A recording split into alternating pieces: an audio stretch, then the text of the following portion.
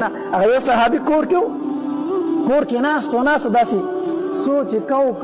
نو دا خبرې په سوچ کې راغله چیرې نبی علیه الصلاة والسلام سره په ورځ د قیامت موږ څنګه میلاوي راغی د نبی علیه الصلاة والسلام خواته کېناستو خپه نبی علیه الصلاة والسلام ورته فرمایل لکه ولې ډېر پریشانه په سوچونو د ډوب ناست دی د الله پاک پیغمبره کور ناست یو خبره مې ذهن ته راغله وی څه وی ما وی چې موږ له خو د جنت نه دا دنیا ښه ده د جنت موږ له څه ښه ده دا دنیا ښه ده نبی علیه السلام دا ته څه وایي د جنت نه له دنیا ښه ده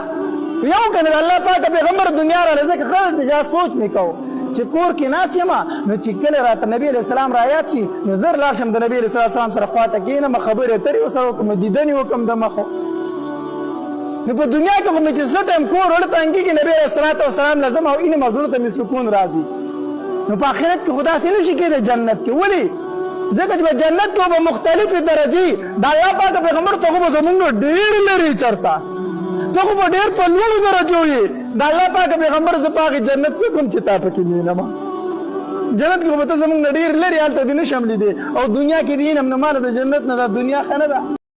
نبي علیه الصلاة والسلام ورته فرمایي هلکه د قیامت ورځ خو ډېره زیاته سخته ده څه تیاري دې ورله کړې ده پاسې تپوس کوي قیامت ورځ خو ډېره سخته ده نو څه تیاري دې کړې پاسې تپوس کوي هغه صحابي ورته څه وویل د الله پاکه پیغمبر ډېرې روژې خو نه شم نیولی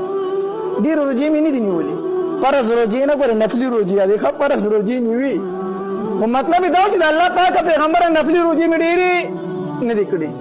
منځونه مې هم ډېر نشته دی چې ډېر زیات نفلونه مې کړي دي زکاتونه مې هم ډېر نشته دی نبي علیه السلام ورته فرمایي چې نه دي روژې ډېرې شته نه دي منځونه ډېر شته نه دي زکاتونه ډېر شته نو بیا د قیامت تپوس ولیکه چې قیامت به کله وي د الله پاکه پیغمبره یو خبره ده که نه هغه دا ده چې زه تا سره ډېره زیاته مینه لرم نو ستا سره څه لرمه منځونه مې نشته روژې مې دومره زیاتې نشته زکاتونه مې ډېر نشته خو مینه در سره ډېره زیاته لرم د الله پاکه پیغمبره نو نبی علیه الصلاة والسلام ورته وفرمایل ما سره مینه لري وي او وی ډېره لري وی بیا واوره المرء مع من احبه سړی به په ورځې د قیامت د هغې چا سره وي چې د چا سره مینه لري د چا سره مینه لري په ورځ د قیامت په هم د هغې سره دا واوره ګورې دې وجه نه هغه یو صحابي کور کې ناست داسې سوچ کو نو دا خبرې په سوچ کې راغله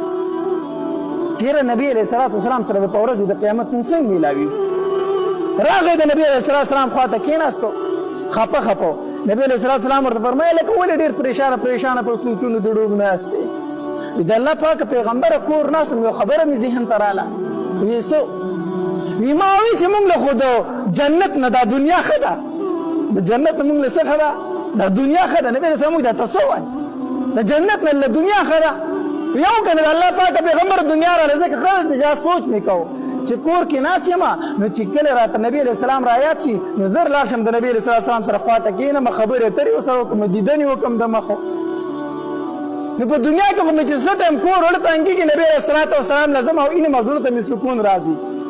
نو په آخرت کې خو داسې نشي کېدی جنت کې ولې ځکه چې په جنت کې به مختلفې درجې د الله پاک پیغمبر ته خو به زمونږ ډېر لرې چرته ته خو به ډېر په لوړو درجو یې د الله پاک پیغمبر زه په هغې جنت څه کوم چې تا پکې وینم جنت کې خو به ته زمونږ نه ډېر لرې هلته دې نه شم لیدې او دنیا کې دې وینم نو ماله د جنت نه دا دنیا ښه نه ده نبی علیه الصلاة والسلام ورته وفرمایلې ای زما صحابي یو خبره درته کوم دا خو ما سره ته مینه لرې ځکه دا خبره کوې که نه وی یاد وساته المرء مع من احبه سړی به د هغې چا سره په جنت کې وي چې د چا سره څه لري مینه لري انس رضی الله تعالی فرمایي وی قسم په الله کو دومره په یو حدیث خوشاله شم څومره چې په دې حدیث خوشاله شم ځکه ما سره به ټول عمر دا فکر و چې نبی علیه السلام به په جنت کې زموږ نه ډېر لري خو چې دا حدیث مې واورېدو چې په ورځ د قیامت به سړی د هغې چا سره چې د چا سره مینه لري ما وایي چې د نبی علیه السلام سره خو زما د زیاته مینه د سر پرې ورکوم نو ډېره مینه لرم نو بس زه به د نبی علیه السلام سره په جنت کې الله رونو مینه د نبی علیه الصلاة والسلام سره پیدا کړئ په زړونو کې عشق پیدا کړئ تړپ پیدا کړئ د نبی علیه الصلاة والسلام سره محبت د نبی علیه الصلاة والسلام د وارثانو سره محبت زه درته یو مثال پیش کوم. د چا چې ما سره مینه وي که نه، زما د بچو سره به یې مینه که نه به یې مینه، زما د بچو سره به هم مینه ساتي که نه.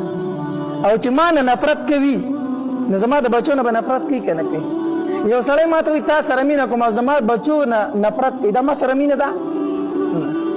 نو یو سړی چې وایي زه د نبي علیه الصلاة والسلام سره مینه لرم او د نبي علیه السلام د بچو د نبي علیه السلام د وارثانو نه نفرت کوي، دی به خپله خبره کوي یقینا وایي رښتینې دی.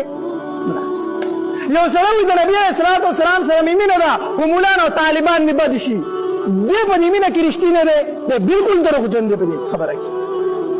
دا مولان او طالبان خو د نبی علیه الصلاة والسلام وارثان دي. نبی علیه السلام فرمایل دا زما وارثان دي. نو څنګه زه ورته وایي چې د نبی علیه السلام سره مینه لرم خو د دوی سره نه لرم؟ د علماو سره محبت ساتل دا محبت د نبی علیه الصلاة والسلام سره، دا محبت د نبی علیه الصلاة والسلام سره. الله تبارک وتعالی دې په موږ کې د نبی علیه الصلاة والسلام مینه محبت پیدا کړي، مینه محبت. وفد نجران په نخم کال د هجرت د نبی علیه الصلاة والسلام 80 تنه ملګري شو مدینې منورې ته رالو. او دا نجران ښار د یمن په غټو ښارونو کې یو ښار دی او دې ته نجران ځکه ویلی شي چې دې ښار ته لومبی نجران ابن زید راغلی و. د کوم سړي چې نجران نوم و دې دغه ته لومبی راغلی و، د ده په نوم باندې بیا دغه ښار آباد شو، نو ځکه دې ته نجران ویلی شي. دې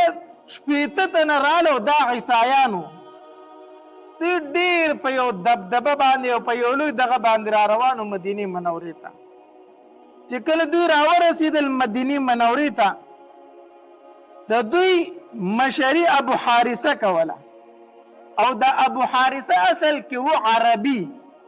خو دې تللی او هلته کې یمن ته او هلته بیا عیسایي شوی و، علم هم ډېر حاصل کړی او د هغې خلکو به یې ډېر زیات قدر کو،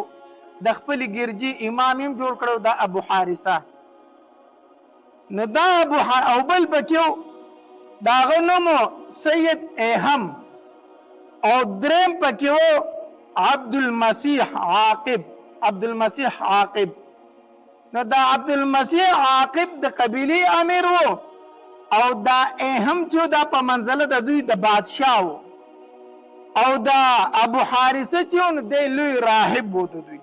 دا 3 تنه غټ کسانو په دې قافله کې رالو. نبی علیه الصلاة والسلام ته راورسېدل، چې دوی مدینې منورې ته راورسېدل د مازدیګر مونځ شوی و. نبی علیه الصلاة والسلام صحابه کرامو ته وفرمایل مسجد نبوي کې له ځای تیار کړئ سیر ته چې دلته پاتې شي. دوی له ځای تیار شو، لږ ټیم دوی کېناستل، د دوی د مانځه ټیم راغی. چې کله د دوی د مانځه ټیم راغی دوی پاڅېدلې مونږ مونځ کوو. صحابه کرامو دوی پرې نه ښودلې تاسو دلته په خپله طریقه مونځ نه شئ کولی. نبی علیه الصلاة والسلام ورته وفرمایل دوی له اجازت دی ورکوي ولې اجازت چې مونځ وکړي. نو دوی مشرق طرف ته مونځ وکړو مخې کو. بیا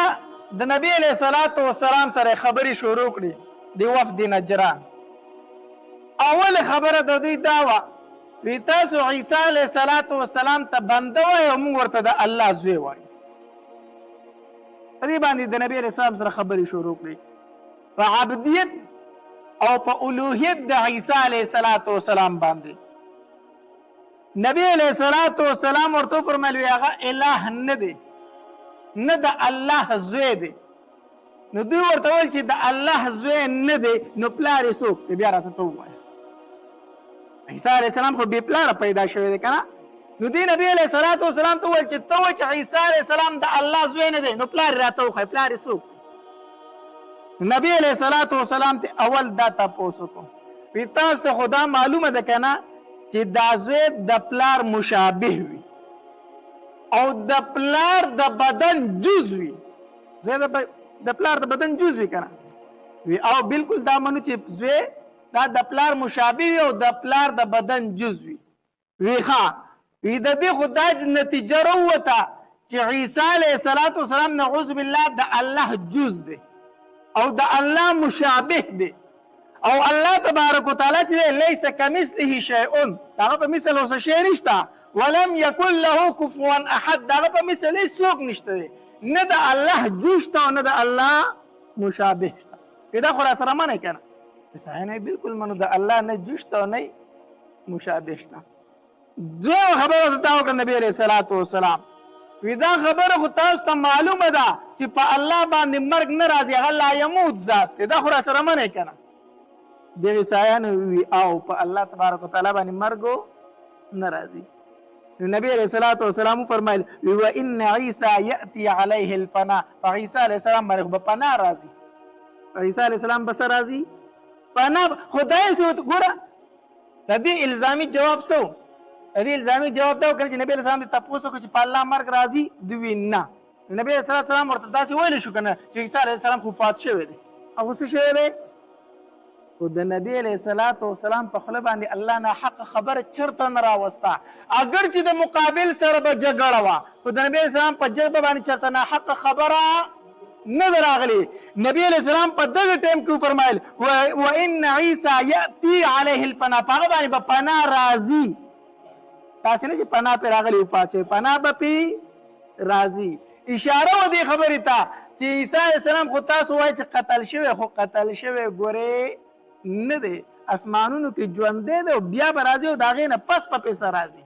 پناه راځي. نو د مناظرې میدان دی، د جنگ میدان دی، د دې الزامي جواب دی چې تاسو وایئ په عیسی علیه السلام مرګ راغلی، نو هغه څنګه الله شو؟ نو نبي علیه السلام وفرمایل نه، په هغه باندې به څه راځي؟ پناه به په آینده کې راځي. ها بله خبره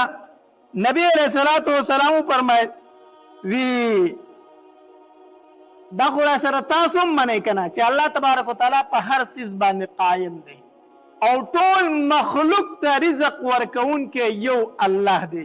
آیا عیسی علیه السلام رازق دی؟ بیا ورته نبي علیه السلام فرمایل په الله تبارک وتعالی باندې په ځمکې او اسمانونو کې هیڅ شی پټ نشته، هیڅ شی پټ نشته، هر څه الله ته ښکاره دي. په الله باندې یو شی مجهول نشته.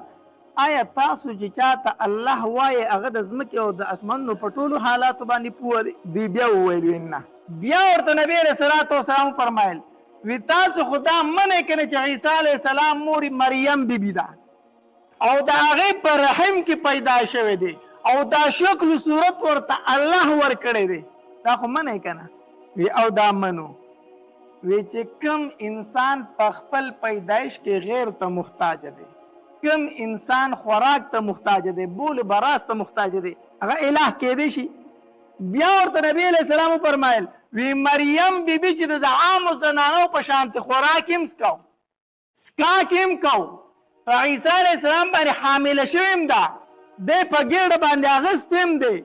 بیا د عامو ماشومانو په شانتې چې کله یو ماشوم پیدا کېږي دغه شان دی پیدا شوی هم دی. آیا نو د ده مور الہ کېدی شي؟ عیسی علیه السلام پیدا شوی د مور د ګېډې نه دی الہ کېدی شي؟ ټولې خبرې چې دوی واورېدې که نه په خپله په سوچ کې پرېوتل چې دا مونږ څه وایو، او به هر حال په خپل ضد باندې ولاړو، په خپل ضد باندې ولاړو. نه منو مونږ دا خبره چې هغه د الله زوی نه دی. الله تبارک وتعالی د سوره آل عمران د اولنی آیتونه نازل کړو. الف لام میم الله لا اله الا هو الحي القيوم نزل عليك الكتاب بالحق، دا لا اله الا هو العزيز الحكيم پورې د آیتونه څه شو چې کله دا نازل شو بیا ورته نبی علیه السلام ورته وفرمایل اسلام راوړئ. تاسو راغلي یې شپېته تنه یې اسلام راوړئ. دوی ورته وایي کوم اسلام؟ موږ خو د مخکې نه مسلمانان یو. څه اسلام راوړو؟ موږ خو د مخکې نه مسلمانان یو. نبی علیه السلام ورته وفرمایل ستاسو ایمان او اسلام څنګه صحیح کېدی شي چې تاسو عیسی علیه السلام ته د الله زوی وایئ؟ تاسو خو شرک کړی دی. تاسو د صلیب عبادت کوئ، د صلیب، او تاسو خنزیران خورئ. درې خبرې ته نبی علیه السلام وکړي. تاسو عیسی علیه السلام ته د الله زوی وایئ، د صلیب عبادت کوئ، او دا رنګې خنزیر خورئ. نو په اسلام کې خو دا درې واړه خبرې حرامې دي. تاسو ځان ته څنګه مسلمانان وایئ؟ بهرحال نبی علیه السلام ورته اسلام پیش کو. دوی د اسلام نه انکار وکړو، موږ نه راوړو اسلام. الله تبارک وتعالی دا آیتونه نازل کړو. وی دوی و چې د عیسی علیه السلام پلار څوک دی؟ الله تبارک وتعالی آیتونه نازل کړو. وی ان مثل عیسی عند الله کمثل آدم. د عیسی علیه السلام مثال په شان د چا دی؟ د آدم علیه السلام دی. د ده خو صرف پلار نشته او د آدم علیه السلام نه مور شته او نه پلار شته. اخو منی کنه آدم علیه السلام ته اله نه وایي، هغه ته رب نه وایي، نه پلار شته او نه مور شته. نو د ده تاسو وایي چې پلار نشته او د دې وجې نه ورته اله وایي، نو بیا خو پکار ده چې آدم علیه السلام ته هم څه ووایي؟ اله وایي. ان مثل عیسی عند الله كمثل آدم خلقه من تراب ثم قال له كن فيكون. او به هر حال بیا آیاتونه د مباهلې نازل شو. فقل تعالوا ندعو ابناءنا وابناءكم ونساءنا ونساءكم وانفسنا وانفسكم ثم نبتهل فنجعل لعنة الله على الكاذبين. تاسو زما خبره نه منئ، ما درته ډیر دلایل پیش کړو، په دلایلو تاسو نه پوهیږئ. راځئ چې مباهله وکړو، راځئ چې څه وکړو؟ مباهله وکړو. د مباهلې آیتونه نازل شو. را روانې ورځ ده سباله نبی علیه الصلاة والسلام کور ته ورغی. فاطمه رضی الله تعالی ته وفرمیل فاطمه بچیا راپاسه پرده وکړه. علي تم را روان شه او حسنینو ته حسن او حسین رضی الله تعالی دایم ځان سره را روان کړو. وی راځئ مونږ مباهله کو. او نبی علیه الصلاة والسلام وفرمیل الله دا زما اهل دی، الله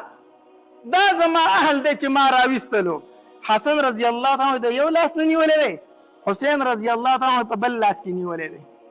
حسنین د لاسونه نیولې دي. د نبی اسلام شاته فاطمه رضی الله تعالی عنها ده او د فاطمه رضی الله تعالی عنها شاته علي رضی الله تعالی عنہ. دا پنځه کسان را روان شو. چې را روان شو رالو نبی علیه السلام فرمایي ما خپل خاندان رستلی دی، تاسو هم را روان شو چې راځئ مباهله وکړو، راځئ چې مباهله وکړو. ګوره فاطمه رضی الله تعالی پرده کړې وه او فاطمه رضی الله تعالی چرته د کور داسې نه ده راوتې. خو چې د الله د توحید مسله شوه که نه، نبي علیه السلام فاطمه رضی الله تعالی ته وفرمیل بچیه راپاسه راوځه، د الله د دین مسله شوه. فاطمه رضی الله تعالی پرده کړې وه، په پرده کې ولاړه ده. مخې ته نبي علیه الصلاة والسلام ولاړ دی او شاته علي رضی الله تعالی. ما یو ځای کې اورېدلي دي یا مې لیدلي دي وایي چې فاطمه رضی الله تعالی به روانه وه که نه، نو علي پسې شاته ته د هغې د خپو دا نښې به یې په خپلو خپو ورانولې. د فاطمه رضی الله تعالی د خپو دا نښې به یې په خپلو خپو باندې ورانولې چې د فاطمې د قدم نښه هم چاته پاتې نه شي. دا چې په کوم ځای قدم دی هغه نښه هم څوک ونه ویني. علي رضی الله تعالی پسې شاته روان هغه نښې به یې ورانولې. دومره پردهداره زنانه وه، دومره پردهداره. دا موږ ته اسلام دا ښیي چې زنانه یقینا به قدر ضرورت د کور نه راوتې شي. چې کله ضرورت راغی زنانه د کور نه راوتې شي، یقینا به قدر ضرورت زنانه راوتې شي، خو د پردې به بیا هم خیال ساتي. بې پرده به بار ته نه روځي، بې پرده به بار ته نه روځي. هغه فاطمه رضی الله تعالی چې کله وفات کېده وی زما په کټ باندې به د کجورو څانګې ورتاوې کړئ چې بار چاته پته ونه لګي چې د فاطمه بدن ډک دی او کو تش دی. وی ځکه زما بدن یا رسول الله لیدلی دی او یا علي رضی الله تعالی لیدلی، بل چا نه دی. خو چې د دین مسله شوه نبی علیه السلام فاطمه رضی الله تعالی راویستله په پرده کې، مخې ته په خپله روان دی او شاته پسې د علي رضی الله تعالی دی او ګیر چاپېره ترې حسنین روان دي. چې کله دی وفد نجران د عیسایانو ولیدل که نه چې نبی علیه السلام خپل اهل و عیال راویستو، وی موږ ته لږ ټایم راکړه، موږ مشوره کوو، موږ لږ ټایم راکړه. نبی علیه الصلاة والسلام ورته وفرمیل دا سید هم نه دی، دا سردار چې د دوی د قبیلې چې کوم مشر و، د دې عبدالمسیح ته وویل وی ای مسیحه د دوی د مخونو ته وګوره، د دې خاندان د مخونو ته وګوره. وی قسم په الله کو دې مخونو د الله په دربار کې لاس اوچت کو، وی زو ته یو کو دوی دعا وکړه چې الله دا غرونه لري که الله به دا غرونه لري کړي. دې مخونو ته وګوره کو دوی لاس اوچت کړو چې الله د مدینې دا غرونه لري که نه الله دا غرونه هم لري کوي. الله د دوی دعا نه رد کوي، مخونو سره دوی وګوره. وی کوم ما تا ته بد دعا وکړله، وی قسم په الله په مخ د ځمکه به یو عیسائی هم پاتې نشي. مباهله ورسره نه کوو، مباهله ورسره نه کوو، ورنه تباه و برباد به شو. راله نبی علیه الصلاة والسلام لره وی مباهله نه کوو. نبی علیه الصلاة والسلام ورته فرمیل بیا زما څه شرایط دي هغه ومنئ. وی هغې منلو ته تیار یو، خو ستا سره مباهله وی صحیح ده. نبی علیه الصلاة والسلام فرمیل وی قسم په الله کو دوی وته وې زما سره کنه وی د نجران زمکه به الله د ور نه ډکه کړي و د ور نه وی په کوم ونه باندې چې مرغۍ کینی الله به دغه ونیم نه وي. بهرحال نبی علیه الصلاۃ والسلام ورته شرایط کې خودل او بیا ورته نبی علیه الصلاۃ والسلام فرمایل وی ستاسو حفاظت د الله د رسول ذمہواری ٹھیک شو. ستاسو مالونه ستاسو جیدادونه ستاسو عزتونه به داسې محفوظ وي لکه څنګه چې د یو مسلمان. بیا ورته نبی علیه الصلاۃ والسلام فرمایل وی چې کوم ستاسو فادریان دي امامان دي کوم ستاسو ګرجي دي د هغې حفاظت هم د مسلمانانو په ذمه دی. ستاسو علاقې ته به یو لښکر نه درځي. نبی علیه الصلاۃ والسلام ورسره دا خبرې وکړلې. دوی را روان شو واپس رالو چې کله دوی نجران ته رانږدې شو نو د نجران خلک ورسره ډېر مخې ته راوتې وو د دوی استقبال لره. او چې کله دوی تله که نه نو دوی نبی علیه الصلاۃ والسلام ته وفرمیل وی زمونږ سره یو تن ملګری کا د صلح دا کم ستا سره چې به کوم خبرو صلح وشوه کومې پیسو صلح وشي چې هغه تاسو له راوړي وی امانتدار سړی را سره ولېږه. نبی علیه الصلاۃ والسلام ورسره ابو عبیده ابن جراح رضی الله تعالی عنه ابو عبیده ابن جراح رضی الله تعالی عنه او نبی علیه الصلاۃ والسلام فرمایل وی دا د دې امت امین دی. امین دا د دې امت امین دی په دې کې خیانت چرته نشي راتلی. دی ورسره ولېږو. دوی چې لاړو هلته ورته ټول خلک مخې ته راوتې او ډېر په استقبال کې ورته ولاړو. دوی چې کوم مشر پادري و دوی کوم کاغذ کې چې کوم شرایط لیکلی شو هغه له ورکړو. چې هغه له ورکړو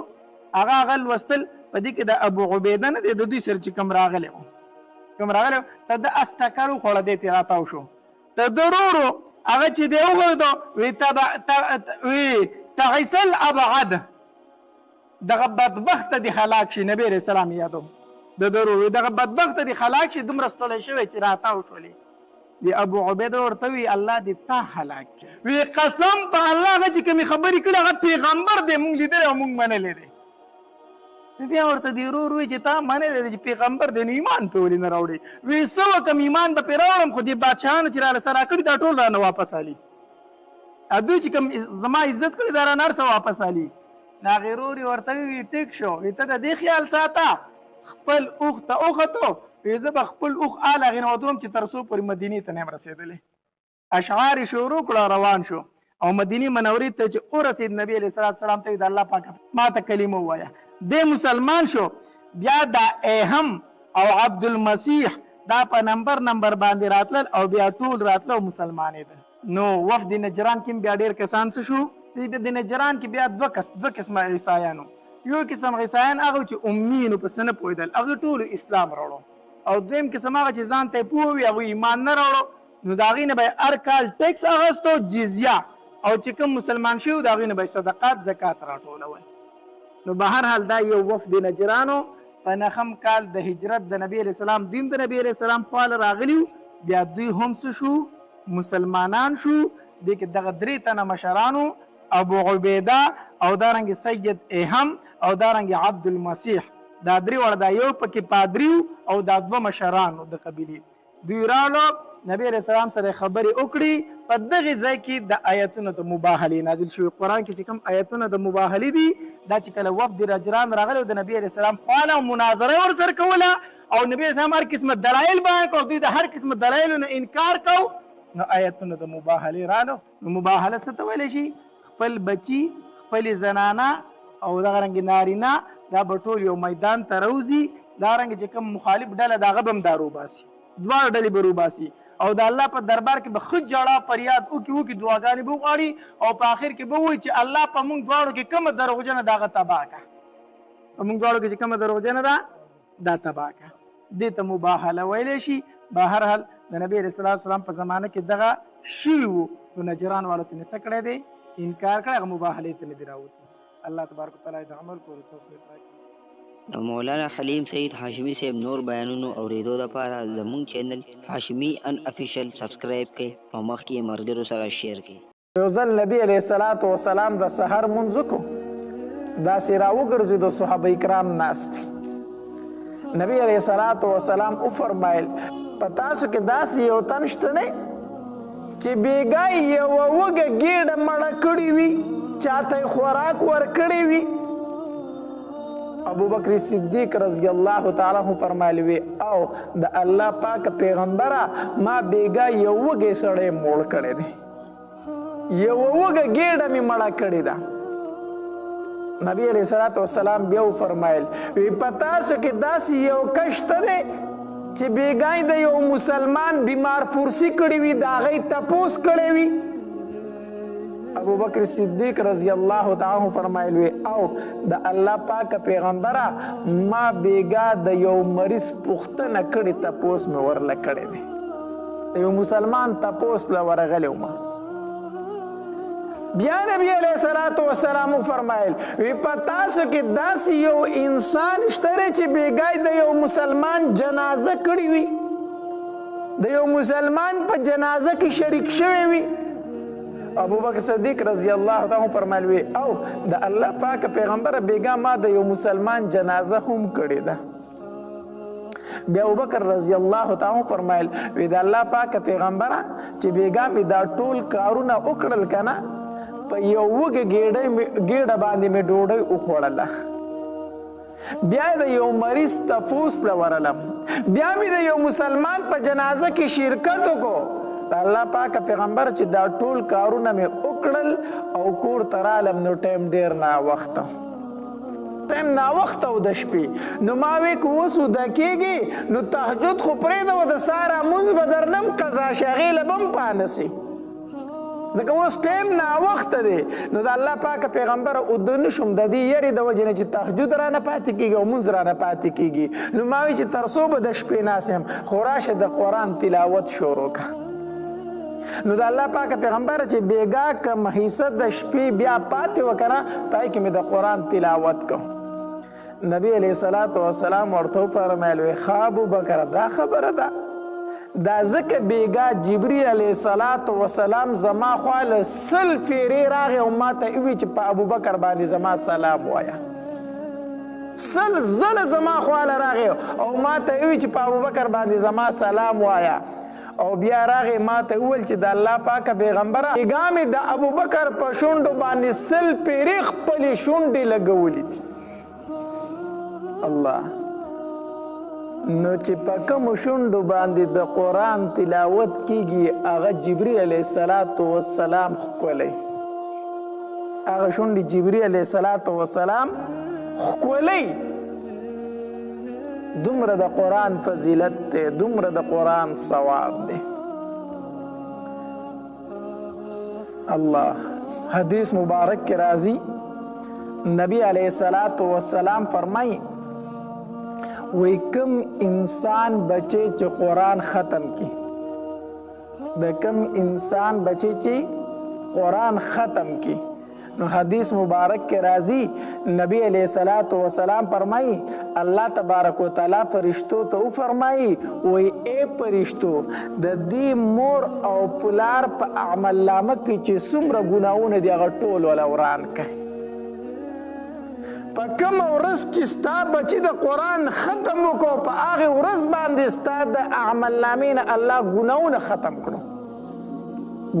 ختم کړو دومره خو د قرآن ثواب دی بیا حدیث مبارک کې راځي نبی علیہ السلام فرمایي وی کم انسان چې په ناظره باندې قرآن ختم کی او بیا روزانه د 200 آیتونو مبارکه او تلاوت کوي او دا انسان مړ شو الله تبارک وتعالی خو دې بخله دی خو د وجې نه الله 15 نورو مړو ته مغفرت نصیب کوي د ناظره د قرآن ختم کو او بیا د روزانه 100 آیتونو تلاوت کوو د 200 او عمل دې په کړه و مړ شو نو الله خو ته بخله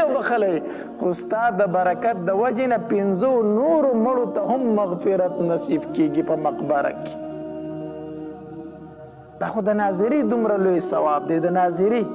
چې بیا ترجمه وکړي او حفظ وکړي چې د هغې به څومره لوی برکات وي نو نبی علیہ الصلوۃ والسلام حدیث مبارک ته وای د قران په یو حرف باندې الله سونه کې ورکی لسنه کې ورکی او نبی علیہ الصلوۃ والسلام فرمای وای الف لام میم یو حرف نه دی الف ځان له حرف ته لام ځان له حرف ته او میم ځان له حرف ته نو په الف لام میم باندې سونه کې شي دیرش نه کې شي بیا نبی علیہ الصلوۃ والسلام د الف لام میم لفظ ولی ذکر کړه قران کې نورم ډیر آیاتونه دي کنه نبی علیہ الصلوۃ والسلام دا لفظ د الف لام میم ولی ذکر کړه چې په دې باندې دیرش نه کوي دي بل آیت ولی نه ذکر کړي دغه اشاره د یوې خبرې ته او هغه اشاره دا ده چې د الف لام میم په معنی باندې څوک نه پوهیږي د الف لام میم معنی چاله ورزي نه ورزي مونږ وایو الله اعلم بمراده الله په دې په معنی د دې حروف داسې معنی کو کنه د الف لام میم معنی چاله نه ورزي او نبی رسول الله هغه لفظ ذکر کړی چې داغه په معنی باندې څوک نه پوهیږي اشاره د دې خبرې ته چې کو په معنی پوهیږي او کنه پوهیږي په یو حرف درته لسنه کې ملاوي کی کو په معنی پوهیږي او کنه پوهیږي څنګه چې د الف لام میم په معنی نه پوهیږي او په دې درته الله دیرش نه کې ور کوي نو مقصد دا دی کو د قران په ترجمه پوهیږي او کنه پوهیږي بیا درته الله څه در کوي نیکی در کوي بیا درته الله نیکی در کوي ها چې بیا دې په ترجمه باندې ازده کو په حفظ دې ازده کو دا خو نور علی نور دی چې داغه به څومره ثوابونه دا خدای ناظری دومره ثوابونه دي یعنی ناظری دومره ثوابونه دي کله چې انسان یو کتاب شروع کوي نو داغه کتاب نوم او پیژني چې د دې کتاب نوم څه دی او بیا په دې خبره باندې سوچ وکړي چې دې کتاب ته دا نوم ولې ایښودی شوی دی هر مصنف چې کتاب ولیکي نو ځان له ولی یو نوم کیږي نو هغه نوم ورلم هغه په یو نسبت باندې ږدي چې یاره دې کتاب له دا نوم ځکه ږدم چې د دې نوم سره د دې کتاب دا نسبت دی د ټولو نه اول به موږ د قرآن نوم پیژنو چې د قرآن ته قرآن ویلی شو دا قرآن نوم دی له ایښی چا دی دا د تفسیر څه اصول دي د قرآن ډیر نومونه دي خو مشهور نوم پکې چې دی نو هغه پکې قرآن دی مشهور نوم یې قرآن دی بیا په دې کې د علماو اختلاف دی چې دا قرآن چې دی دا د څه شي نه ماخوذ دی او دا مشتق دی کو غیر مشتق دی لیکن مختلف اقوال د علماء دي یو قول پکې د امام شافعي رحمه الله دی هغه وایي دا قرآن نوم د کتاب الله دی دا د الله د کلام نوم دی علم دی علم او د الله د کلام سره دا نوم خاص دی د قرآن نه ما سوا بل شي ته قرآن نشي ویلی د کلام الله نه ما سوا بل شي ته قرآن نشي ویلی لکه څرنګه چې د تورات او د انجیل د پاره دغه نومونه علم دا قول د امام شافعي دی چې قرآن دا اسم علم دی د کلام الله د پاره دویم قول پکې د بعض علماو دی چې دا قرآن دا مشتق دی د قرأت الشی بالشی نه قرأت الشی بالشی یعنی یو څیز د بل څیز سره میلاوول یو شی د بل شي سره میلاوول نو قرآن ته قرآن ولی وی ځکه د دې آیتونم د یو بل سره میلاو دي د دې سورتونم د یو بل سره میلاو دي نو ځکه قرآن ته قرآن ویلی شي امام سیوطی رحمه الله فرمایي وی په دې کې مختار قول او غوره قول چې دی هغه د امام شافعي دی چې دا قرآن دا علم دی د کلام الهی د پاره د کلام الهی د پاره قرآن څه شی دی علم دی او د بعض علماء په نسبت دی قرآن معنی د یو شی د بل شي سره میلاول قرآن ته قرآن ځکه ویلی شي چې د دې آیتونه د یو بل سره څه دي میلاو دي نو د قرآن ډیر نومونه دي خو مشهور نوم پکې یو څه شی دی قرآن دی او دا نوم دی ته چا ایښودی دی دې قرآن ته دا قرآن نوم چا ایښودی دی دا ورته الله تبارک وتعالی په خپله ایښی دی لکه سوره بقره کې راځي شهر رمضان الذي انزل فيه القرآن میاشت د رمضان هغه دی چې پای کې نازل شوی دی قرآن نو د کلام الهی ته دا قرآن نوم چا ایښی دی الله تبارک وتعالی ورته په خپله ایښی دی نو د دې کتاب نوم قرآن دی دا د الله خبرې دي او دا قرآن نوم ورله الله په خپله ایښی دی لنډه خبره دا ده او دلیل پې دا آیت دی شهر رمضان الذي انزل فيه القرآن دویم نوم د قرآن چې دی فرقان دی دویم نوم یې څه شی دی او دا نوم ورلم الله په خپله ایښی دی شهر رمضان الذي انزل فيه الفرقان میاشت د رمضان هغه دی چې په دې کې نازل شوی دی فرقان دویم نوم د قرآن څه شو فرقان دریم نوم د قرآن بیان دی بیان هذا بیان للناس دا قرآن دی بیان د پاره دو نو بیان نوم ورته الله ویلی دی څلورم نوم د دې قرآن چې دی هغه تبیان دی تبیان ونزلنا عليك الكتاب تبيانا لكل شيء دا نوم ورته الله ایښودی دی پنځم نوم د دې قرآن چې دی هغه موعظه ده یا ایها الناس قد جاءتکم موعظة من ربکم موعظه ورته ویلی دی دارنګه بل نوم د دې قرآن چې دی شفا ده یا ایها الناس قد جاءتکم موعظة من ربکم وشفاء لما فی الصدور دارنګه د دې قرآن نوم یو ذکر دی انا نحن نزلنا الذکر وانا له لحافظون تقریبا د قرآن 15 نومونه الله تبارک وتعالی په قرآن کې په خپل ذکر کړی دي خو مشهور نوم پکې کم یو دی قرآن دای مشهور نوم دی او دا په قرآن کې په خپل الله تبارک وتعالی ذکر کړی دی تعریف د قرآن تعریف د قرآن ځکه د یو کتاب د پیژندلو دپاره لازمي خبره دا ده چې ته د دې کتاب تعریف وپېژنې چې دا کتاب دی څه شی نو د قرآن تعریف څه دی دا څنګه کتاب دی مونږ ته مخې ته پروت دی دا د چا د طرفه راغلی په چا باندې راغلی دی څه کتاب دی تعریف د قرآن نو د قرآن تعریف علماء داسې کړی دی القرآن کلام الله قرآن د الله کلام دی القرآن کلام الله العربی د الله کلام دی په ژبه د عربی کې المنزل علی محمد صلی الله علیه وسلم دا کلام په چا باندې نازل شوی دی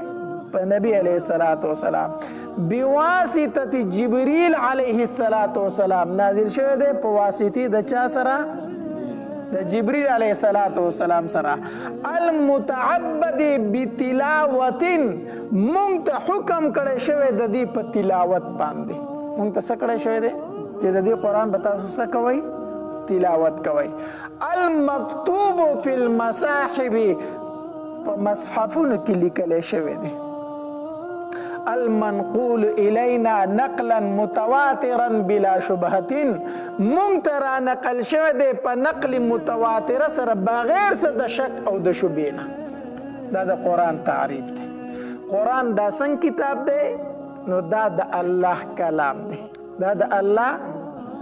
کلام دی نازل شوی دی په چا باندې علی محمد صلی الله علیه وسلم په نبی علیه السلام الله والا بغیر د واسطې نه داسې ورکړی نه بواسطه جبریل علیه السلام د الله د طرف نه راغلی نبی علیه السلام ته د چا په واسطې سره د جبریل علیه السلام په واسطې سره مونږ ته څه حکم دی المتعبد بتلاوت مونږ ته دا حکم کړی شوی چې د دې قرآن به تلاوت کوئ ځان به پې پوه کوئ مونږ ته دا حکم کړی شوی دی المکتوب فی المصاحف په مصاحفو کې لیکلی شوی دی داسې مصحفونو کې المنقول الینا نقلا متواترا بلا شبهة مونږ ته په نقل متواتره سره راغلی دی او څه شک شبه پکې نشته دا د قرآن څه شی دی تعریف دی قرآن الله تبارک و تعالی مونږ ته ولې نازل کړی حکمت پکې څه دی الله مونږ ته قرآن ولې را نازل کو څه وجه ده څه حکمت پکې چې الله مونږ ته قرآن راکو نو د قرآن د نزول قرآن حکمت د نزول قرآن الله قرآن ولې نازل کړی په دې کې حکمت څه دی مونږ ته څه ضرورت و نو حکمت الله تبارک وتعالی په خپله په قرآن کې ذکر کړی دی هدى للمتقین د قرآن د نزول حکمت څه شی دی هدایت څه شی دی هدایت چې دا انسانان او فیریان په دې قرآن سره څه حاصل کی هدایت حاصل کی نو د قرآن د نزول حکمت څه شی دی هدایت ته څه شی دی هدایت د عالم د پاره هدایت ته هدى للمتقین شهر رمضان الذي انزل فيه القرآن هدى للناس هدى للناس قرآن د تمام انسانیت د پاره څه شی دی هدایت ته نو یو حکمت په قرآن کې دا دی هدایت دویم حکمت د نزول د قرآن څه شی دی شفا ځکه چې په قرآن کې باطینی شفا هم ده خو ظاهري شفا پکې هم ده د زړه د مرضونه پې هم ختمیږي د بدن مرضونه پې هم ختمیږي صحیح شو که نه د انسان دننه د زړه مرضونه پې هم ختمیږي د ګناهونه پې ختمیږي د انسان نه که نه خو ظاهري شفا پکې هم ده د سوره فاتحې یو نوم څه دی سورة الشفا څه شی دی سورة الشفا په دې کې الله تبارک وتعالی شفا یې ده په یقین سره ته دا ووایه اوبه پې دم که الله تبارک وتعالی درته شفا نصیب کوي نو دویم حکمت د قرآن چې دی نو څه شی دی شفا ده یا ایها الناس قد جاءتکم موعظة من ربکم وشفاء لما فی الصدور شفا ده د مرضونو شفا ده د باطني او د ظاهري دواړو دارنګې د قرآن یو حکمت دا چې دی هغه د تیارو نه راوتلي څه ته رڼا ته الله موږ ته قرآن ولې را نازل کړی دی چې د کفر د شرک د هغې تیارو نه د جاهلیت د تیارو نه راوځي څه ته رڼا ته نو د قرآن د نزول یو حکمت څه شی دی هغه د تیارو نه راوتل رڼا ته کتاب انزلناه الیک لتخرج الناس من الظلمات الى النور قرآن مې ځکه نازل کړی دی چې ته به خلک د تیارو نه روباسي چېرته رڼا ته نو د قرآن د نزول ډېر شی حکمتونه دي یو حکمت دا دی چې هدایت دی دا قرآن څه شی دی هدایت دویم دا دی شفا ده دریم څه شی دی د تیارو نه راوتل رڼا ته دا به په ذریعې د چا سره کیږي د قرآن سره درېمه خبره موضوع د قرآن څه شی دی موضوع د قرآن مرکزی خبره مقصودی خبره په قرآن کې کومه یوه ده نو دې ته ویلی شي دا څه شی موضوع ته ویلی شي یا دعوه ورته ویلی شي نو موضوع د قرآن څه شی دی موضوع د قرآن توحید د باری تعالی د الله تبارک وتعالی یووالی دا موضوع د قرآن ده او باقی دا نور څومره علوم د قرآن چې دا ورله څانګې دي یعنی داسې ووایه توحید د باری تعالی ونه ده په قرآن کې او باقی نور ټول علوم قرآنیه ورله څه دي څانګې دي نو موضوع د قرآن څه شی دی توحید د باری تعالی څه شی دی توحید د باری تعالی لکه الله تبارک وتعالی فرمایي الف لام را کتاب احکمت آیاته ثم فصلت من لدن حکیم خبیر. سوره هود ده کنا الله تعبدوا الا الله. الله تعبدوا کتاب می نازل کړی دی مقصد یې څه شی دی چې د الله نه ما سوا د بل چا بندګي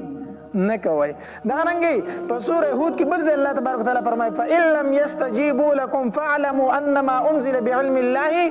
وأن لا إله إلا هو وأن لا إله إلا هو. دیو جنا شرح فقه اکبر کې لیکي وی فالقرآن كله في التوحید.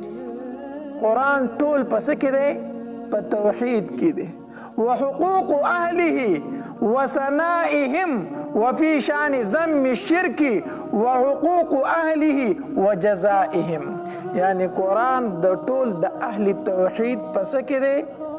د اهل توحید په صفاتونو کې دی، او د توحید نه چې کوم منکر دي د هغې په سزاګانو کې دی. نو موضوع د قرآن څه شی شو؟ توحید د باری تعالی. څه شی شو؟ توحید د باری تعالی. بهرحال دا د قرآن متعلق یو څو خبرې وي. دارنګې دا قرآن پاک کې مونږ بیا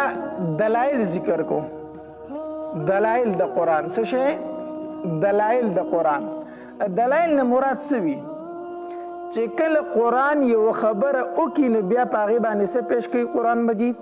دلیل پې پیش کوي. چې کله قرآن پاک یو دعوه پیش کړي بیا په هغې باندې څه پیش کوي؟ دلیل پیش کوي. نو دلیل قرآن پاک څلور قسمه دلایل په قرآن کې ذکر کیږي. په قرآن کې څو قسمه دلایل پیش کیږي؟ څلور. نمبر 1 دلیل عقلی. څه شی؟ دلیل عقلی. مونږ به په درس کې دا یو خبره کوو که نه چې دلته دلیل عقلی ذکر کړي. ته به وایې دلیل عقلی څه ته ویلی شي؟ د درته مخکې زه کومه.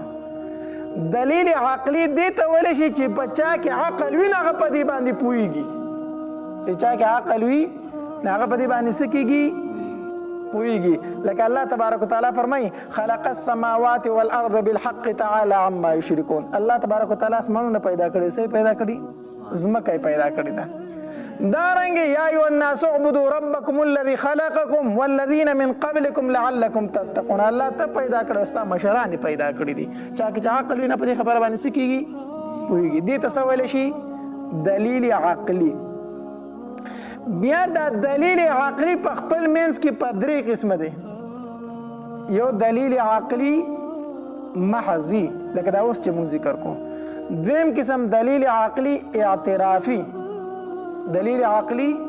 اعترافي. اعترافي دې ته وایي چې ستا هغه مقابل پې هم څه کوي؟ اعتراف کوي چې او دا خبره داسې ده. دې ته دلیل عقلی اعترافي وایي. لکه یو سړی الله تبارک وتعالی نه مني که نه، او ته ورته وفرمایي، ته ورته ووایي قل لمن الارض ومن فیها ان کنتم تعلمون. دارنګې قل من رب السماوات والارض قل من رب السماوات السبع ورب العرش. ځمکې اسمانونه چا پیدا کړي دي؟ ځمکې اسمانونه د مکې مشرکین هم دا منله که نه؟ ابو جهل هم دا منله چې ځمکې اسمانونه چا پیدا کړي دي؟ الله تبارک وتعالی پیدا کړي. دې ته دلیل عقلي اعترافي ویلی شي چې ستا هغه مقابل یې مني چې او دا کار داسې دی. دارنګې دلیل عقلي الزامي مسکت للخصم. دلیل عقلي الزامي مسکت للخصم. یو سړي ته داسې دلیل عقلي پیش کړي چې هغه پې بالکل چپ شي، هغه سره مخکې وړو جواب وي نه. دې ته دلیل عقلي الزامي مسکت للخصم وي. دارنګې دلیل نقلي دویم قسم. یو دلیل عقلي شو، دویم دلیل نقلي. دلیل نقلي دې ته ویلی شي چې د مخکې کتابونو نه الله تبارک وتعالی یا د مخکې پیغمبرانو نه یا د جناتو نه یا د ملایکو نه یو خبر را نقل شي چې مخکې کتابونو کې هم داسې موجود وو، مخکې پیغمبرانو هم دا خبره کړې وه، فرشتو هم دا خبره کړې ده. دې ته څه ویلی شي؟ دلیل نقلي. یعنی د هغوی نه یو خبر را نقل کول. دې ته څه ویلی شي؟ دلیل نقلي. بل دی دلیل وحیي. دریم نمبر څه شی دی؟ دلیل وحیي. دلیل وحیي هغه ویلی شي چې الله تبارک وتعالی په خپله په قرآن کې بیان کړي چې دا مسله دې سیده د مخکې امت نه یې را نقلو نکی زما ستا په عقل باندې پری ندی بلکې په خپل الله تبارک وتعالی یو مسله په قرآن کې بیان کړي چې دا داسې ده نو دې ته څه ویل شي دلیلي وحي بهر حال دا یو څو دلایل به په قرآن کې ذکر کیږي زه به کله وایم چې دلته دا دلیل عقلي دی نو ته به چې دلیل عقلي دی ته ویل شي دا الله تبارک وتعالی زما ستا په عقل پرېښې ده چې تا کې عقل شته خو سوچ وکړه که نه کله به زه وایم چې دا دلیل نقلي دی نو د دلیل نقلي مطلب به دی چې الله تبارک وتعالی دا خبر به د مخکې کتابونو نه راغستی یا د مخکې پیغمبرانو نه به یې را نقل کړي یا د ملایکو نه به یې را نقل کړي دې ته به دلیلي نقلی ویل شي او دلیل وحی به دې ته ویل شي چې په خپل الله تبارک وتعالی په یو خبر باندې دلیل په قرآن کې ذکر کړی چاته نسبت نه وي کړی دې ته څه ویلی شي دلیل وحی نو کله کله به زه په درس کې دا خبرې کوم نو چې بیا په درس کې چې څومره کسان شریکي چې هغه پې پوهیږي حدیث مبارک کې راځي نبی علیہ الصلوۃ والسلام فرمایي وَفَضْلُ الْعَالِمِ عَلَى الْعَابِدِ كَفَضْلِي عَلَى أَدْنَاكُمْ نبی علیہ الصلوۃ والسلام فرمائی وی د عالم فضیلت په عابد باندې داسې دی یو انسان داسې دی چې علم یې کړی دی او دویم انسان هغه دی چې هغه عبادت گزار دی نبی علیہ الصلوۃ والسلام فرمائی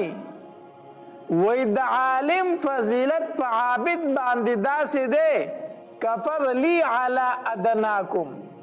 لکه زما فضیلت چې په یو عام صحابي باندې څنګه دی نبی علیہ الصلوۃ والسلام فرمائی بل حدیث مبارک کې راځي نبی علیہ الصلوۃ والسلام فرمائی وی د عالم فضیلت فعابد باندې داسې دی لکه د سپګمۍ فضیلت په ټولو ستورو باندې چې څنګه دی کفضل القمر علی سائر الکواکب لکه د سپګمۍ فضیلت چې څنګه په ستورو باندې دی داسې د عالم فضیلت په عابد باندې هم دی علماو ته الله تبارک وتعالی لوی مقام ورکړی دی لوی مرتبه ورکړی ده ځکه دا د دین اسلام محافظین دي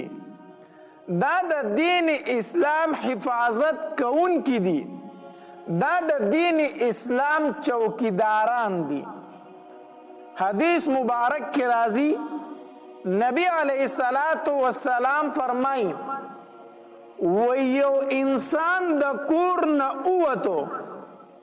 په دې نیت باندې چې هغه د قرآن علم زده کړي د احادیث مبارکو علم زده کړي نبی علیہ الصلوۃ والسلام فرمایي الله تبارک وتعالی دی انسان ته وایي زه ته د علم په لار باندې او ما درته د جنت لار اسانه کړه زه د جنت په دروازو باندې داخل شه حدیث مبارک کې راځي نبی علیہ الصلوۃ والسلام فرمایي کم انسان چې د علم د زده کولو د پاره د کور نه اووتو الله تبارک وتعالی فرشتو ته وفرمایي اے فرشتو د دې انسان د خپو د قدمونو د لاندې تاسو خپلې وزرې خورې کوي بیا حدیث مبارک کې راځي نبی علیہ الصلوۃ والسلام فرمایي وی د دې انسان د پاره په اسمان کې فرشتي په هوا کې مارغان په سړو کې میږیان او په اوبو کې میان د دې انسان د پاره د مغفرت دعاګانې غواړي فرشتي وایي میان وایي میږیان وایي مارغان وایي الله دا انسان ستا د کتاب د زده کولو د پاره د کور نه روان شو الله ته ورته مغفرت نصیب کا دیو جن حدیث مبارک کې راځي نبی علیہ الصلوۃ والسلام فرمایي وی علم چې د علم دا د پیغمبرانو وراثت دی د پیغمبر نه په میراث کې درهم نه دی پاتې شوی دینار نه دی پاتې شوی جیداد نه دی پاتې شوی د پیغمبر نه په میراث کې صرف علم پاتې شوی دی تدیو جن حدیث مبارک کی راضی چاچی علم ازدکو دا د پیغمبر وارث وګرځیدو العلماء ورثه الانبیاء د پیغمبرانو میراث واغس او د پیغمبرانو میراث علم وو نو خپل بچی دا علم تکینه وای چې دا س ازدکی دا پس باندې فوشي دا طالبان د مدرسو دا مونږ ته داسې کمزورې غونته خلک ښکاري دا مونږ ته معمولي غونته کې خلک ښکاري خو دا د الله تبارک وتعالی په دربار کې ډېر لوړ مقام لري ډېره لویه مرتبه لري دا ځمکه چې دا د بادشاه رعایت نه کوي دا د وزیر رعایت نه کوي دا د خان او د ملک رعایت نه کوي د زمانی بادشاہ دے وزیر دے ملک تے نواب دے دا چې دی پدی خورو کې خودو دا ځمکه د لحاظ نه کوي دا نه وي دا ځمکه چې زما غېږې ته بادشاہ راغی زما غېږې ته ملک راغی زما غېږې ته وزیر راغی دا ځمکه چې رعایت کوي صرف د دې حافظ قرآن رعایت کوي د دې مدرسې د دې طالب زو تو چې ورته چڼې وایو دا ځمکه د دې رعایت کوي حدیث مبارک کې راځي نبی علیه الصلاۃ والسلام فرمایي اذا مات حامل القرآن کله چې حافظ قرآن وفات شي اوحى الله الى الارض الله تبارک وتعالی ځمکې ته وحی وکي الله تاكل لحمه ای ځمکې د دې حافظ قرآن غوښې به ته نه خوري په ځمکه باندې الله د حافظ قرآن غوښې حرام کړي دي ای ځمکې د دې حافظ قرآن غوښې به نه خوري دا معمولی انسان نه دی د ده په سینه کې 6666 آیتونه مبارکه پراته دي تده په سینه کې د بخاری احادیث پراته دي تده په سینه کې د مسلم شریف احادیث مبارکه پراته دي الله تاكل لحمه ای ځمکې د دې حافظ قرآن غوښې به نه خوري ځمکه جواب ورکوي الله تبارک وتعالی ته قالت الارض ځمکه وایي ای وربي ای زما ربه کیف آکل لحمه زب څنګه د غوښې خورمه وکلامک فی جوفی د چا په سینه کې چې ستا کلام پروت دی ځمکه وایي الله د ده غوښې زه څنګه وخورم د ده په سینه کې خو ستا کلام پروت دی نو زه به د ده غوښې څنګه خورم ځمکه د هیڅ چا لحاظ نه کوي ځمکه د هیڅ چا رعایت نه کوي د بادشاه نه کوي د وزیر نه کوي د ملک نه کوي ځمکه چې رعایت کوي د حافظ قرآن رعایت کوي حدیث مبارک کې راځي نبی علیہ الصلوۃ والسلام فرمایي من جاءه الموت هغه انسان چې هغه ته مرګ راشي وهو يطلب العلم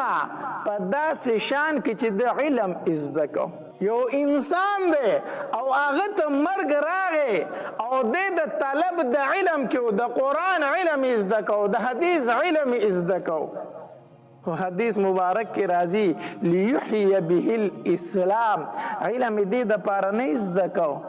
چې ما ته په امامتي میلو شي علم د معارضو د پاره د جګړو د پاره نه زده کو علم دې د پاره نه زده کو چې زه بل سړی سپک کم او کمزوری کم او ځان پې اوچت ثابت کم علم دې د پاره نه زده کو چې ما ته مو شهرت میلو شي او ما ته مشهورتیا میلو شي او خلک به چې لوی عالم دی او خلک به ما ته کینی او پاسي نه کو علم دې د پاره زده کو چې په علم باندې زه شهرت وګټم مشهور شم پې خلق بوي چې لوی عالم دی کو علم دی د دې د پاره زده کو چې ما ته په دنیا میلو شي د الله د رضا د پاره د علم نه زده کو ته د عالم متعلق نبی علیه الصلاۃ والسلام فرمایي وی اور د جهنم په عمل عالم باندې ګرمول شي داسې عالم چې په خپل علم باندې عمل نشته دی نو نبی علیه الصلاۃ والسلام فرمایي په داسې عالم به اور د جهنم ګرمولی شي یعنی د ټول نه مخکې به دی ورته غورځولی شي. نو حدیث مبارک کې راځي لیحیی به الاسلام، علم ازده کو د نور مقصد د پاره نه، د نور مطلب د پاره نه، صرف اور صرف مقصد او غرض دا و چې اسلام په ژوندی کم، زه په د دین اسلام خدمت وکم، زه خلکو ته د الله کتاب ورسوم، زه خلکو ته د نبی علیه الصلاة والسلام احادیث مبارکه ورسوم. نو د مشکات شریف حدیث مبارک ته نبی علیه الصلاة والسلام فرمایي فبینه وبین النبیین درجة واحده، د دې انسان او د پیغمبرانو په منځ کې به صرف یوه درجه فرق، مرګ ورته راغی په داسې حالت کې راغی چې د علم زده کو، دا طالب العلم په طالبۍ کې شهید شو، مړ شو. نو د دو او د پیغمبرانو په مابین کې په جنت کې صرف یوه درجه فرق. مثال فتور پیغمبر ته الله تبارک و تعالی 100 درجه ورکي په جنت کې، نو دی طالب العلم تبا یو کم 100 درجه ورکي، او دا یو درجه د ته ولې نه میلاویږي؟ ځکه هغه انبیا دي، پیغمبران دي، او دی پیغمبر نه دی، دی به ځکه د پیغمبر. نو مقصد دا دی چاته چې په طلب د علم کې مرګ راغی دی به د پیغمبرانو په ګاونډ کې پاتې کېږي، دی به د پیغمبر ګاونډي وي. مونږ ټولو ته د الله تبارک وتعالی په داسې حالت کې مرګ راغی چې مونږ په طلب د علم کې یو. علماء لیکلی دي و یو سړی دی او هغه ته دا فتح ولګېده چې زه مرم، زه مړ کېږم، دی دې په دې وخت کې کوم عمل وکړي چې په هغه عمل کې دله مرګ راشي او د دنیا نه پکې رخصت شي، کوم عمل دی وکړي؟ تا ته به څنګه پته لګي کله ناکله ډاکټرانې چوټي کړي که نه، یا زه ته پې هم پوهېږو چې د حالت سخت دی، دی د مرګ دی، نو دی په دې ټایم کې کوم عمل شروع کړي چې دی په هغه عمل کې او د دنیا نه رخصت شي. علماء لیکلي په دې ټایم کې د دې طالب د علم جوړ شي، طالب د علم دی جوړ شي، ځان ته د یو تن کینی او هغه ته دی وایي چې ما ته د دین یوه مسله ښیه چې زه یې درنه زده کومه، ما ته د دین خبرې کوه چې زه یې درنه زده کومه، ما ته احادیث ښایه، ما ته یو آیت ترجمه کوه چې زه یې زده کوم، چې ما ته الله په دې حالت کې مرګ راولي چې زه په طلب د علم کې مړ شمه. نو چې په طلب د علم کې وفات شو او مړ شو، نو د چا ګاونډ کې به په جنت کې؟ د پیغمبرانو په ګاونډ کې به وي. علم دومره لوی څیز دی، دومره لوړ مقام لري، دومره لویه مرتبه لري. حدیث مبارک کې راځي نبی علیہ الصلوۃ والسلام فرمایي اذا مات الانسان انقطع عنه عمله الا الثلاث. نبی علیہ الصلوۃ والسلام فرمایي حدیث مبارک ته کله چې یو انسان وفات شي د اعمالو سلسله ختم شوه، کله چې انسان مړ شي د اعمالو سلسله څه شوله؟ ختم شوه. دا خو مونږ ژوندي یو الحمدلله، مونځ هم کوو، ذکر هم کو، حجونه هم کو، تلاوتونه هم کو، عمرې هم تلی شو، هر نیک عمل کولی شو چې ژوندي یو، خو چې کله مړه شو د اعمالو سلسله څه شوله؟ ختم شوه. خو نبی علیہ السلام فرمایي الا الثلاث، 3 اعمال داسې دي چې پس د مرګم انسان ته د هغې ثوابونه میلاویږي. یو په هغې کې نبی علیہ السلام فرمایي صدقة جاریه، صدقه جاریه، په خپل ژوندانه باندې جماعت رخ کړی دی، مدرسه دی رخ کړې ده، لاره دی رخ کړې ده، کوی دی ایستلی دی او خلک راځي د هغې نه اوبه څښي یا پې اودسونه کوي، منځونه کوي، ته مړ یې، په قبر کې پروت یې، په لحد کې پروت یې، په دې جماعت کې، په دې مدرسه کې چې څومره خلک سبقونه وایي، تا ته په مفتو کې د هغې ثوابونه در رسي. کوی دی ایستلی دی، خلک د هغې نه اوبه څښي، ته مړ یې، په لحد کې پروت یې، خو څوک چې د هغې نه اوبه څښي د هغې ثواب تا ته میلاویږي. یو نبی علیہ الصلوۃ والسلام فرمایي صدقة جاریه، صدقه جاریه. دویم نبی علیہ الصلوۃ والسلام فرمایي وی فز د مرګ چې انسان ته د هغې ثواب میلاویږي ولد صالح یدعو له نیک عمله بچی دی څه شی دی نیک عمله بچی دی په خپل ژوندانه باندې د بچي صحیح تربیت یې کړی دی قرآن دی ورته ښودلی حدیث دی ورته ښودلی دي ته په قبر کې پروت دا بچی چې مونځ وکړي دی لاس اوچت کړي وی رب ارحمهما کما ربیانی صغیره اے رب زما په مور او پلار باندې رحم وکړي څنګه چې په وړوکوالي کې زما تربیت کړی دی مقصد دا دی الله زما په مور او پلار باندې داسې خفه شه څنګه چې په وړوکوالي کې په ما باندې خفه کېدل علماء لیکلي وی هیڅ یو بچی د مور او پلار حق نشي ادا کولی سیوا د هغې بچي نه چې کم بچی د فرض مانځه نه وروستو دا وظیفه 3 پیرې کوي رب ارحمهما کما ربیانی صغیره کم بچی چې دا وظیفه د مانځه نه وروستو 3 پیرې کوي ګویا چې دی بچي د مور او پلار حق ادا کو مور او پلار یې څه کو حق ادا کو دغه بچی دی د قرآن را واخلي وی الف لام میم د څو نیکۍ میلاو شي 10 نیکۍ د مور او پلار ته په قبر کې په مفتو کې 10 نیکۍ میلاو شي ولد صالح نیک عمله بچی نیک عمله بچی تای تربیت ښه کړی قرآن دی ورته ښودلی حدیث دی ورته ښودلی دي کتابونو یو واقع لیکلی ده و عیسی علیه السلام په لاره باندې تېرېدو یو قبر واله و چې الله تبارک وتعالی هغې قبر واله ته ډېر سخت عذاب ورکوه په قبر کې او دا د عیسی علیه السلام معجزه وه الله تبارک وتعالی به ورته د قبر والو حالت ښودو چېره دې قبر کې په دې مړي باندې عذاب دی او که د الله په رحمتونو کې دی دا حالت په عیسی علیه السلام ته الله تبارک وتعالی ښودو نو په یو قبر تېرېدو قبر واله ته ډېر سخت عذاب میلاویږي څه ډېره موده پس عیسی علیه السلام بیا په دغې لاره تېرېدو څه ګوري چې هغه قبر واله د جنت په نعمتونو کې ناست دی د جنت په باغچو کې ناست دی عیسی علیه السلام داسې اسمان ته وکتل وی الله لویه بادشاهي دي د څوک درنه تپوس نشي کولی نو سموده مخکې په دې ته راتلم دا مړی دا انسان و چې تا ورته عذاب ورکو او اوس هغه انسان دی هغه د جنت په نعمتونو کې ناست دی ستا په هر کار کې حکمت دی څوک درنه تپوس نشي کولی الله تبارک وتعالی فورا وحی په عیسی علیه السلام نازل کړه وی ای عیسی ته په دې خبره په تعجب کې پرېوتې چې مخکې ورته عذاب میلاوېده اوس په جنت کې دی په دې خبره کې په تعجب کې عیسی علیه السلام وفرمایل او الله عیسی واوره دا انسان چې کله مړ کېدو نو دی په خپله دومره نیک عمله انسان نو د ده ګناهونه زیاتو نو دا عذاب مې ده ته د ده ګناهونو د وجې نه ورکوو د ده ګناهونه ډېر زیات و ځکه ورته سزا په قبر کې میلاوېده وی عیسی خو چې کله دی مړ کېده نو ده د خپلې بیبي په ګېډه باندې بچی پرېښی و دی مړ شو د بیبي په ګېډه باندې څه پاتې شو بچی پس د مرګ هغه هلک پیدا شو بیا رو لویدو دومره شو چې خبرې زده کړي وی چې کله خبرې زده کړه او داسې دفوی شو که نه نو مور یې د ګوتې نه ونیو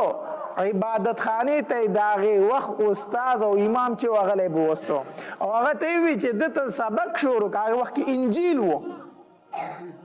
چې ده ته سبق شروع کا نو استاد په مسجد کې دی بچی ته شروع کړوي بچی وایا بسم الله الرحمن الرحیم وی هغه ماشوم په وړو شونډو وی چې بسم الله الرحمن الرحیم وی عیسی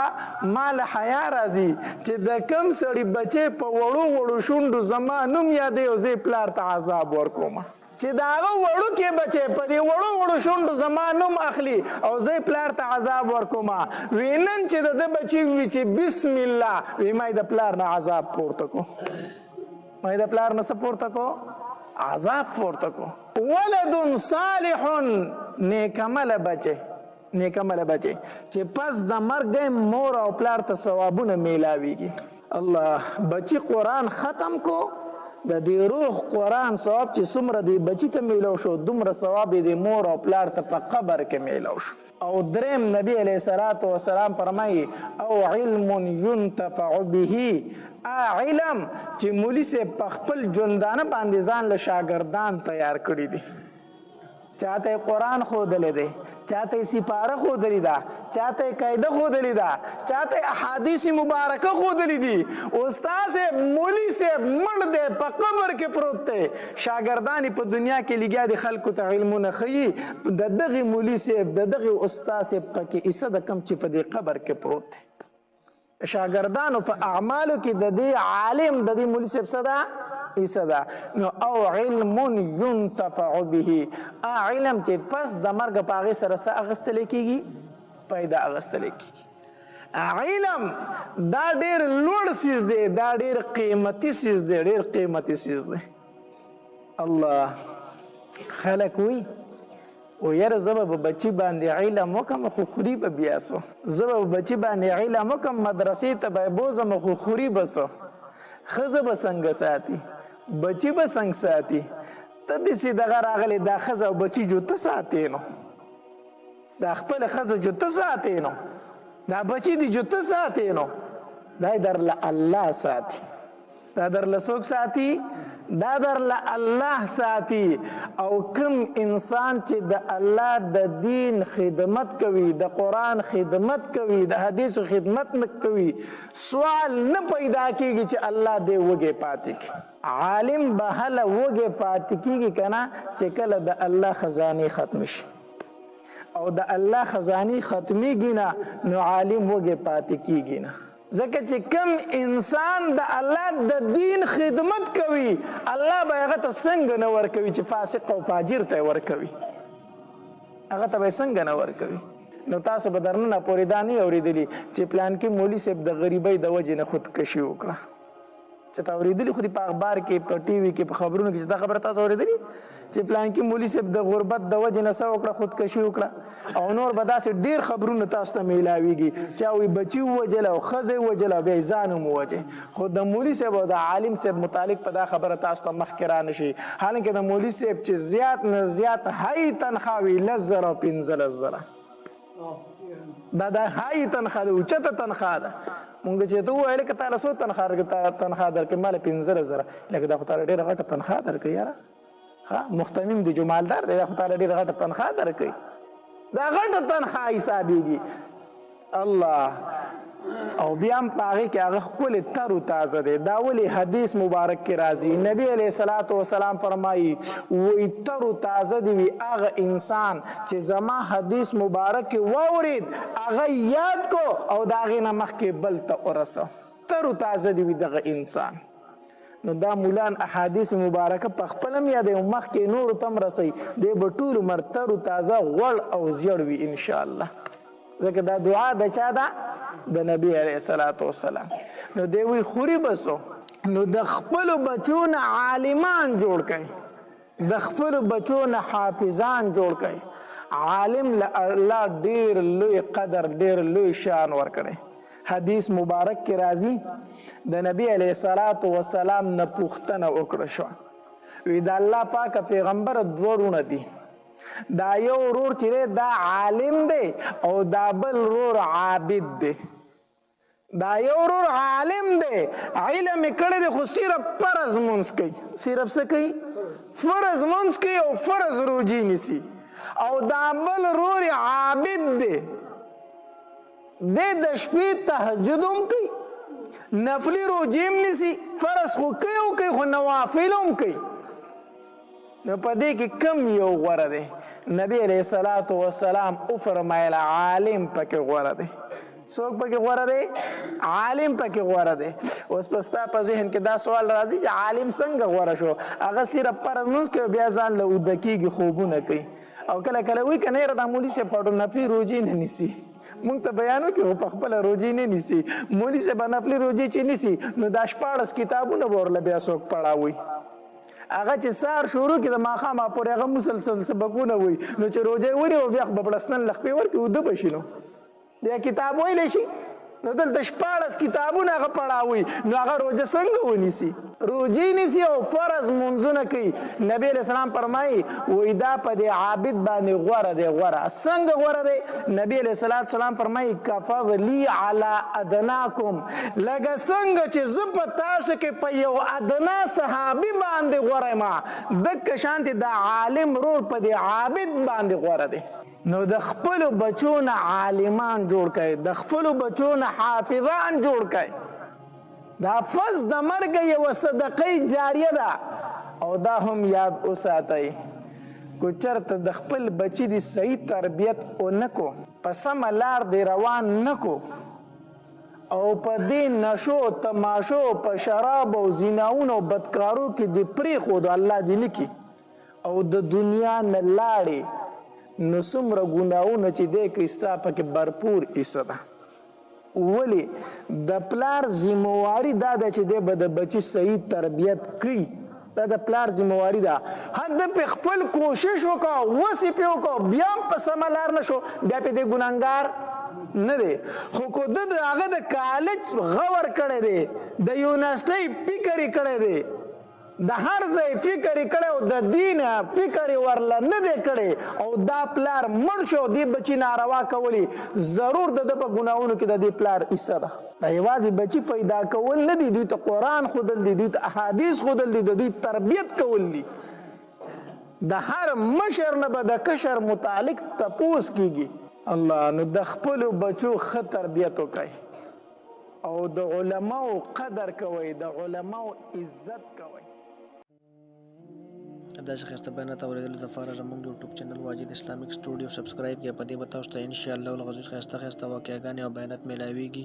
او د غنټې د نشان سره کلک کړئ چې تاسو ته آینده نوې نوې ویډیوګانې مخې ته راځي او د خپلو ملګرو سره لازم د ثواب په نیت باندې شریک کړئ. والسلام ډېره مننه.